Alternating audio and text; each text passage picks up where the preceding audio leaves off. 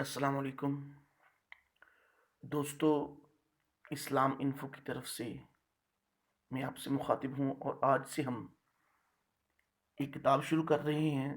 زندگی سے لطف اٹھائیے، اسوہ حسنہ کی روشنی میں زندگی گزارنے کے سنہرے اصول، جنہیں محمد عبد الرحمن صاحب نے لکھا ہے۔ تو آج ہم اس کا جو پہلا لیسن ہے وہ شروع کرتے ہیں۔ یہ جو دارالسلام کتاب و سنت کی اشاعت کا ایک عالمی ادارہ ہے، انہوں نے اس کتاب کو شائع کیا ہوا ہے۔ تو آج سے ہم یہ شروع کرتے ہیں۔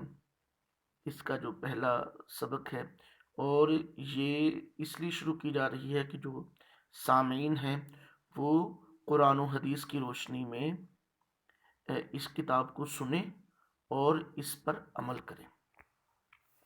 سب سے پہلا جو چیپٹر ہے، استفادے سے محروم لوگ۔ مجھے بخوبی یاد ہے کہ ایک دفعہ مجھے اپنے موبائل فون پر ایک پیغام موصول ہوا جو مختصر سے سوال پر مشتمل تھا: یا شیخ، خودکشی کے متعلق شرعی حکم کیا ہے؟ میں نے موبائل فون پر سائل سے رابطہ کیا۔ دوسری طرف سے ایک نوجوان کی آواز آئی جس نے ابھی جوانی کی دہلیز پر قدم رکھا ہی تھا۔ میں نے کہا، معاف کرنا، آپ کا سوال میری سمجھ میں نہیں آیا، ذرا دہرا دیجیے۔ اس نے زندگی سے بیزار لہجے میں جواب دیا: شیخ، سوال تو بڑا ہی واضح ہے کہ خودکشی کے متعلق شرعی حکم کیا ہے۔ میں نے چاہا کہ اسے ایسا جواب دوں جس کی اسے توقع ہی نہ ہو۔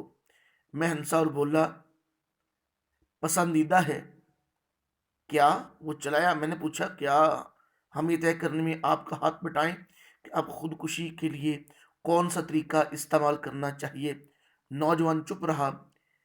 اس پر میں نے کہا: اچھا یہ تو بتائیں کہ آپ کیوں خودکشی کرنا چاہتے ہیں؟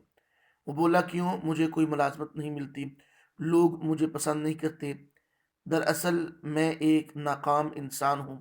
پھر اس نے مجھے تفصیل سے اپنے حالات بتائے۔ وہ اپنے آپ میں بہتر تبدیلی لانے اور اپنی دستیاب صلاحیتوں سے فائدہ اٹھانے میں ناکام رہا۔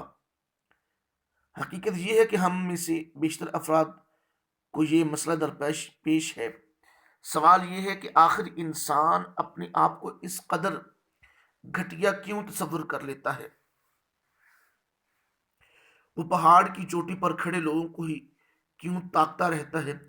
ان کی طرح وہ بھی پہاڑ کی بلندیوں پر کیوں نہیں پہنچ جاتا؟ یا کم از کم لوگوں کی دیکھا دیکھی وہ پہاڑ پر چڑھنا ہی شروع کر دے۔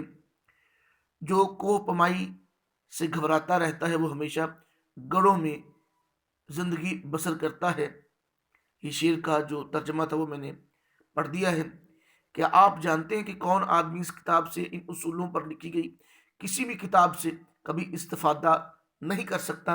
وہ بیچارہ انسان جس نے اپنی بری عادتوں کو روبرو سر تسلیم خم کر دیا ہے، وہ اپنی موجود صلاحیتوں پر قناعت کر کے بیٹھ گیا اور کہتا ہے کہ میں کیا کروں، یہ میرا مزاج کا حصہ ہے، اللہ نے مجھے ایسا ہی بنایا ہے، میں اس کا عادی ہو چکا ہوں، میں اپنا طریقہ کار تبدیل نہیں کر سکتا، لوگ میرے اس مزاج کے عادی ہو چکے ہیں۔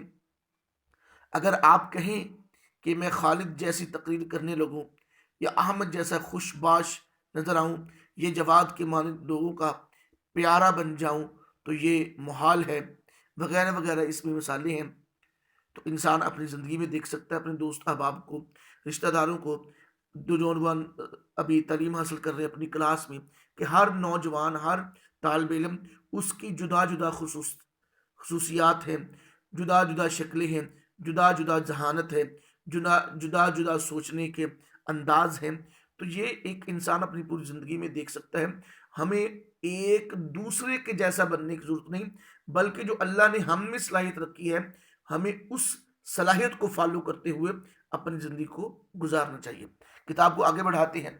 ایک دن میں ایک مجلس میں حاضر تھا، میرے ساتھ ایک خاص عمر رسیدہ بزرگ تشریف فرما تھے۔ مجلس میں بیٹھے تقریباً سب افراد عوام کے طبقے سے تعلق رکھتے تھے اور معمولی صلاحیتوں کے مالک تھے۔ وہ بزرگ اپنے آس پاس بیٹھے لوگوں سے خوش گپوں میں مصروف تھے۔ وہ مجلس کے دیگر افراد میں سے اپنی بڑی عمر کی وجہ سے نمایاں تھے۔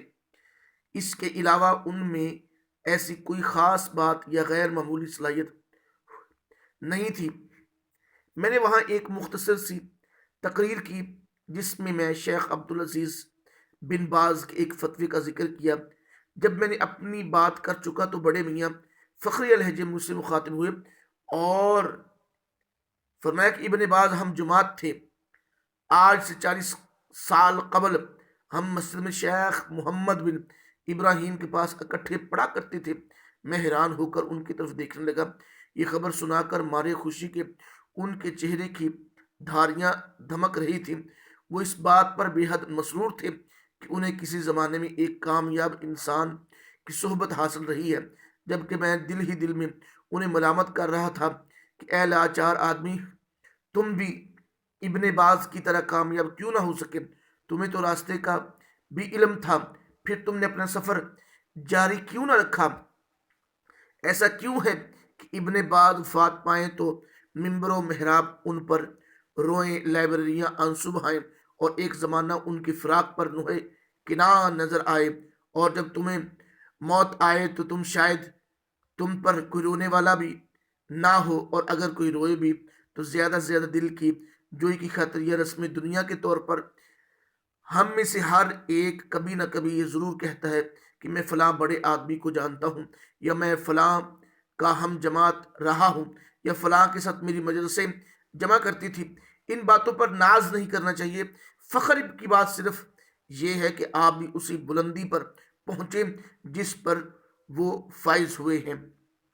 ہم میں سے ہر ایک کو بہادر بننا اور آج ہی سے یہ عزم کرنا ہوگا کہ وہ اپنی ان صلاحیتوں سے جس کا کار آمد ہونے پر اسے اطمینان حاصل ہو، اپنی زندگی سے فائدہ اٹھائے اور ایک کامیاب انسان بننے کی کوشش کرے گا۔ اس لیے ترش روئی چھوڑ کر اپنے چہرے پر مسکراہٹ سجائیں، افسردگی کو خیر باد کہہ کر حشاش بشاش اور خوش باش نظر آئیں، کنجوسی چھوڑ کر کشادہ دلی اپنائیں، اپنے غصے پر قابو پائیں اور اسے بردباری اور ٹھہراؤ میں بدل ڈالیں، مصائب کے خوب اندھیروں میں خوشی کی کرنیں تلاش کریں، اپنے آپ کو ایمان، یقین، اعتماد کے ہتھیاروں سے لیس کریں، اپنی زندگی میں دلچسپی لیں، اس سے لطف اٹھائیں۔ زندگی کے دن تھوڑے ہیں، انہیں بے جا غم اور بے مقصد پریشانی میں ضائع نہ کریں۔ رہا یہ سوال یہ سب کیوں کر ممکن ہے، تو یہ کتاب میں نے اسی سوال کے جواب میں لکھی ہے۔ میرے ساتھ رہیے، ہم انشاءاللہ جلد منزل پر پہنچ جائیں گے۔ حاصل بہادر وہ ہے جو پختہ عزم کے ساتھ اپنی صلاحیتوں کو ترقی دیتا رہے اور ان سے بھرپور فائدہ اٹھاتا رہے۔